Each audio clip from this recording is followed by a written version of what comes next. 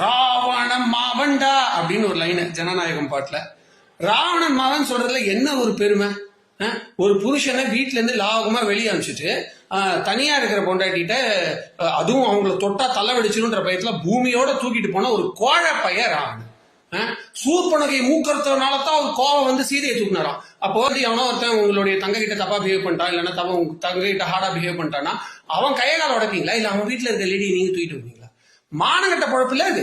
காட்டுல தனியா தான் இருந்தாங்க ராமரும் லட்சுமணும்.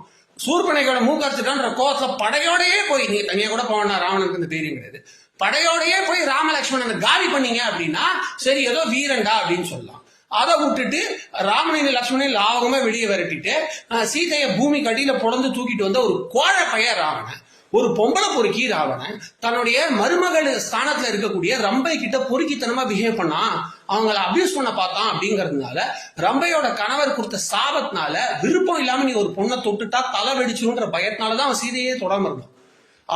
ஆனாலும் அப்படி தொட முடியலன்னாலும் தூக்கிட்டு வந்த தன்னுடைய மகளுக்கு நிகரான ஏஜ்ல இருக்க ஒருத்தி தூக்கிட்டு வந்த மானகட்ட பையன் ராவணன். அது அவனுடைய மகன்டா அப்படின்னு சொல்ற என்ன பெருமை? ராவணன் பிராமணன், உங்களுக்கு தெரியுமா? நமக்கு தான் ராமாயணமே தெரியாது. நம்ம தான் ராமாயணமே படிக்காம ராமாயணம் பேசக்கூடிய பைத்தியக்காரங்காச்சு. ராமாயணத்தை போய் படிங்க. ராவணன் தமிழனும் கிடையாது. ராவண சமஸ்கிருத மொழி பேசவே கூடிய ஆளு. சமஸ்கிருதம்ங்கிறது வழிபாட்டு மொழி தான் பிராமணர்கள் நிறைய பேருக்கு. ஆனா அந்த சமஸ்கிருதத்தை பேசவே கூடிய ஆளு ராவணன். நான் சமஸ்கிருதம் பேசிட்டா என்ன ராவணன் ஆளுன்னு நினைச்சிருவாங்களோ சீதை அப்படின்னு ஹனுமன் மென்ஷன் பண்றாரு, பயப்படுறாரு.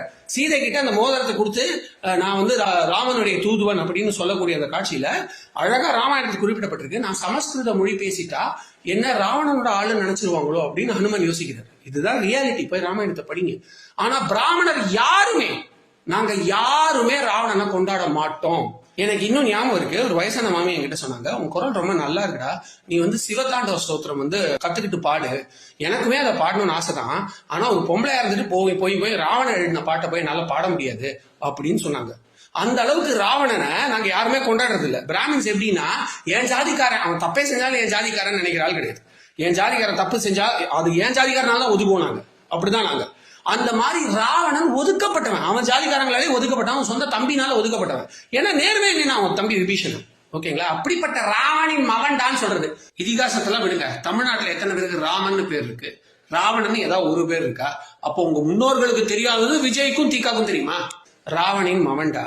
பெண்களை இழிவா பேசி ஒரு குறிப்பிட்ட ஜாதிக்காரங்க வந்து ஜாக்கெட் போட்டதுனால தான் துணி வேலை ஏறி போச்சுன்னு சொன்ன ஒரு பொறுக்கி, இடஒதுக்கீடு வேண்டாம்னு சொன்ன ஒரு பொறுக்கி ஈவேராவை தன்னுடைய தாத்தான்னு சொல்ற ஒருத்தர் தலைவனா தமிழ்நாட்டுக்கு வந்தா இன்னைக்கு திமுக என்ன கேவலம் பண்ணுதோ அதே கேவலம்.